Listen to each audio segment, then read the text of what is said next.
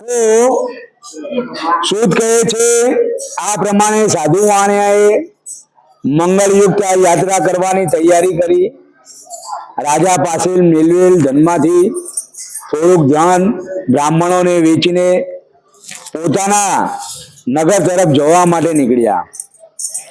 ઘણી દૂર સાધુ વાણિયા નવા દરિયે જઈ એક ઠેકાણે લંગર કરેલું જોઈ શ્રી સત્યનારાયણ પ્રભુ એ સાધુ વાણિયાને તારા વાહનમાં શું છે એવી પૂછવાની ઈચ્છા થઈ.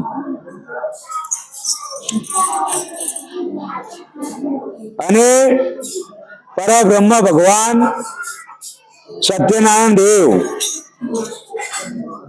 સંન્યાસી બાવાનું રૂપ ધારીને જે ઠેકાણે સાધુ વાણીઓ વાહન લંગર કર્યું હતું ત્યાં આવીને બે જણાને પૂછ્યું તમારા વાહનમાં શું છે. સંન્યાસી બાવાનો પ્રશ્ન સાંભળીને આ બંદીખાનેથી હમણાં છૂટેલા મદ છકેલા વાણિયાના પુત્ર સંન્યાસી બાવાની મસ્કરી કરી અને કહેવા લાગ્યા હે સંન્યાસી બાવા આપ અમારા રૂપિયા લેવા ઈચ્છો છો કે શું. આવી રીતે પ્રથમ તેમની મસ્કરી કરી અને અમારા વાહનમાં તો વેલ તથા પાંદડા ભરેલા છે આવું તેમને કહ્યું. અને આવું કઠોર વચન સાંભળીને ભગવાન શ્રી સત્યદેવે કહ્યું તારું વચન સત્ય હોજો. આ પ્રમાણે કહી સંન્યાસી સાધુ વાણિયો આદે જઈને ઉભા રહ્યા. સંન્યાસી બાવો એવું જોઈ સાધુ વાણીને પોતાના નિત્યકર્મ કરીને જુએ છે તો વહાણ પાણી ઉપર તરવા લાગ્યું. આ ચમત્કાર જોઈને સાધુ વાણીઓ ઘણો વિષમ પામ્યો અને વહાણમાં જુએ છે તો બધા વેલ તથા પાંદડા જોયા. તે જોઈને એકદમ શોકથી ભોંય ઉપર પડ્યો અને તે પછી ઘણી વાર સુધી શુદ્ધિમાં આવ્યો અને ચિંતા કરવા લાગ્યો. એટલે તેના જમાઈ એવું બોલ્યા કે તમને શા માટે શોક કરો છો. તમને હમણાં જ આવેલા સાધુ વાણિયાએ શ્રાપ આપ્યો છે અને તેના બોલવાથી આવું થયું છે.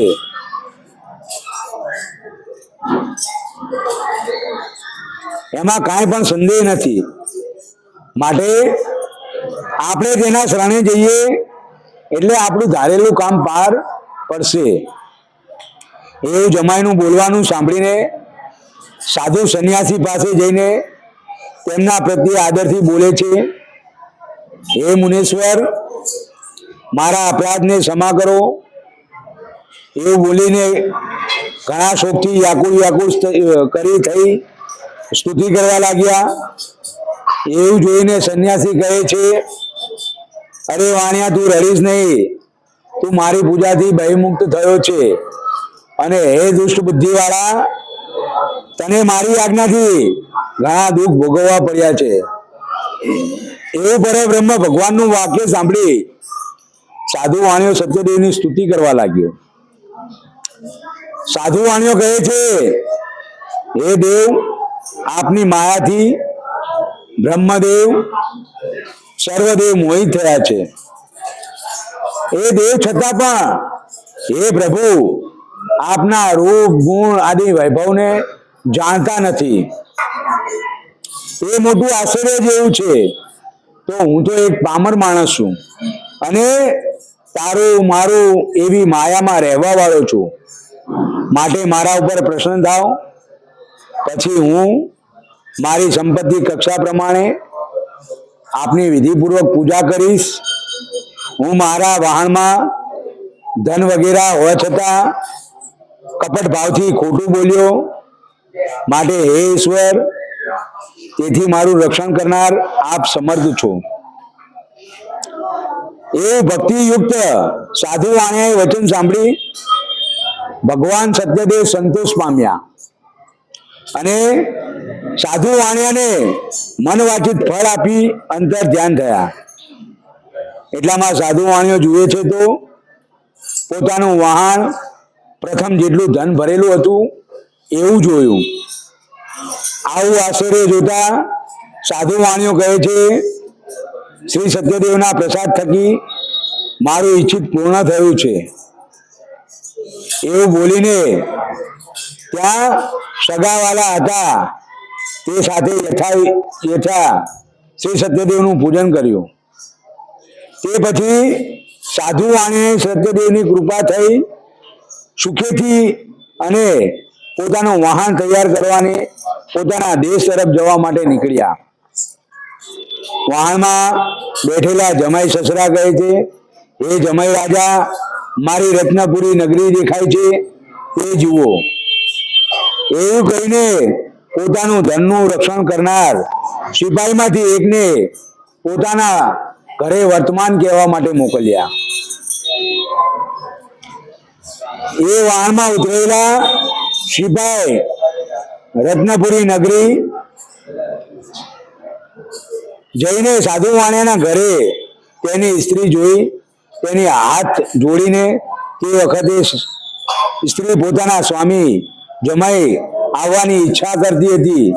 તે જ સમયે સિપાહીએ કહ્યું, આપણા નગર સમીપ જમાઈ તથા બંધુવર્ગ સાથે તમારા સ્વામી ઘણું ધન કમાઈને આવ્યા છે. એ સિપાહીનું બોલવાનું સાંભળીને એ સાધુવાણીની સ્ત્રી ઘણી હર્ષવાળી થઈ અને શ્રી સત્યદેવનું તે જ વખતે પૂજન કરતી હતી અને પોતાની કન્યાને કહેવા લાગી, એ કન્યા, તું સત્યનારાયણ દેવનું પૂજન કર. એ મારી વાલી કન્યા, હું સ્વામીનાથના દર્શન કરવા માટે પ્રથમ જાઉં છું. તું તારા બાપના દર્શન કરવા આવ. એવું માનું વચન સાંભળીને કલાવતી કન્યા સત્યનારાયણ દેવનું વ્રત સમાપ્તિ કરી અને પ્રસાદ લીધા વગર પોતાના સ્વામીને દર્શન કરવા તૈયાર થઈ ગઈ. તે અપરાધ કરીને શ્રી સત્યદેવ ઉપર કોપમાન થયા અને તેના સ્વામી બધું ધન વહાણ દરિયાઈ અદ્રશ્ય થયું. તે પછી ઘણી જલ્દીથી આવેલી કલાવતી કન્યા તેના પોતીના સ્વામી દીઠા નહીં. તે ઉપરથી તેને ઘણું દુઃખ થયું, ઘણો શોક થયો. જેમ પવનથી કેળનું ઝાડ એકદમ ભોંય ઉપર પડે છે એમ એકાએક રોતી ભોંય ઉપર પડી. આ પ્રમાણે વાહન તથા કન્યાનો અહેવાલ જોઈને ગભરાઈ ગયેલા મનવાળા સાધુ વાણિયા કહે છે, આ શું આશ્ચર્ય છે? તમે વાહનમાં પણ ગભરાઈ ગયા હતા. પછી લીલાવતી પોતાના કન્યાને ભયભીત થયેલી જોઈને ઘણો વિલાપ કરવા અને સ્વામીને કહે છે, જોતામાં આપણા જમાઈ વાણા સાથે દરિયાઈ અદ્રશ્ય થયા છે. એમાં કંઈ કારણ અથવા કોઈ દેવનો અપરાધ થયો હોય તો દેવ આ વાહન સાથે અદ્રશ્ય કર્યા હોય અથવા શ્રી સત્યદેવનું મહાત્માન જાણનાર કોઈ એવો શક્તિમાન છે. એવું કહીને લીલાવતી પોતાના કુટુંબીઓ સાથે શોક કરીને રડવા લાગી. પછી પોતાની કન્યા કલાવતી ખોળે બેસાડી ઘણા વખત સુધી રડવા લાગી. પછી કલાવતી પોતાના સ્વામી મરી ગયા હોય એવું ધારીને પોતાના સ્વામીના પાદુકા લઈને તેની સાથે પોતે સતી થવા તૈયાર થઈ. આમ કન્યા બળી મરવા તૈયાર થઈ. તે જોઈને તેની સ્ત્રી સાધુ વાણીને ઘણા શોકથી ત્રાસથી પામેલી એવા ધર્મ વિચારી ચિંતા કરીને બોલે છે, શું સત્યદેવે આ હરણ નહીં કર્યું હોય ને અને એમની માયાથી મોહિત થઈ જે વ્રત હું જાણતો નથી તે કામ વસ્તે ઘણું ધન ખર્ચી શ્રી સત્યદેવનું વ્રત કરીશ એવું બધા પાસે બોલવાનો પોતાનો મનોરથ કર્યો અને શ્રી સત્યદેવ ને વારે ઘડીએ દંડવત નમસ્કાર કરવા લાગ્યા ત્યારે શ્રી સત્યદેવ પ્રભુ દિનજન પામનાર સંતુષ્ટ થયા અને આકાશમાંથી ગંભીર વાણી થઈ ભક્ત વત્સલ ભગવાન કૃપાથી કહેવા લાગ્યા, અરે સાધુ વાણિયા, તારી કન્યા મારું પૂજન કરી પ્રસાદ લીધા વગર પોતાના સ્વામીને જોવા મોહિત ઉતાવળી થઈ આવી છે. આ કારણથી તેના સ્વામી સમુદ્રમાં અદ્રશ્ય થયા છે, એમાં કાંઈ સંદેશ નથી. માટે જો એ ઘરે જાય પ્રસાદ ખાઈને પાછી આવશે તો આ મારી કન્યા એના સ્વામીને જોશે, એમાં લગારે પણ સંદેશ નથી. એવા આકાશમાંથી વાક્ય સાંભળતા જ કલાવતી જલ્દીથી પોતાના ઘરે ગઈ. પ્રસાદ ખાઈને પાછી આવતા પોતાના સ્વામી નજરે પડ્યા. તે પછી આ કલાવતી કન્યા પોતાના બાપને કહે છે, એ તાત હવે ઘરે પધારો, શા માટે વિલંબ કરો છો? એવું કન્યાનું મધુર ભાષણ સાંભળીને સાધુ વાણીઓ આનંદ પામ્યો અને વિધિ વિધાનથી સત્યદેવનું પૂજન કર્યું અને ઘણું ધન ખર્ચી પોતાના સગા વાલા ઈષ્ટ મિત્ર સાથે ઘરે આવ્યા. તે પછી દરેક પૂનમને સૂર્ય સંક્રાંતિના દિવસે શ્રી સત્યદેવનું પૂજન કરતો હતો. તે થકી સાધુ વાણીઓ આ મનુષ્ય લોકમાં શોક ભોગવીને મરણ પછી એટલે સત્યલોક ગયો. એથી શ્રી સ્કંદ પુરાણે રેવા ખંડે સત્યનારાયણની કથાનો ચોથો અધ્યાય સમાપ્ત. બોલો શ્રી સત્યનારાયણ દેવની, લક્ષ્મીનારાયણ દેવની.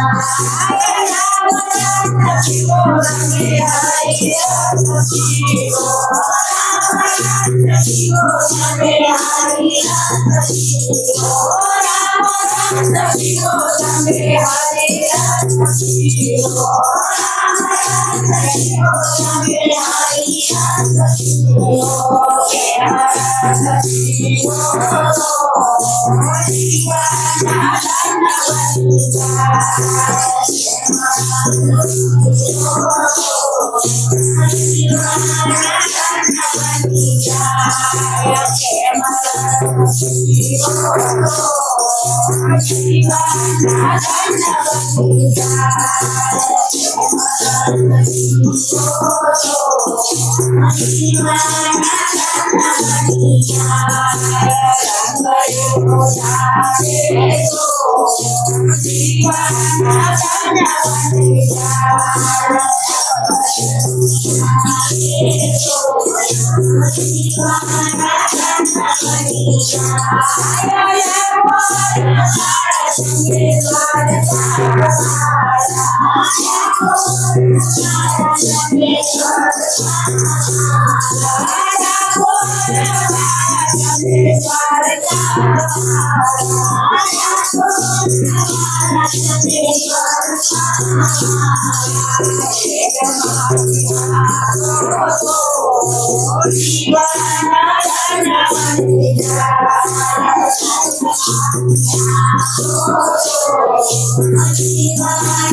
દો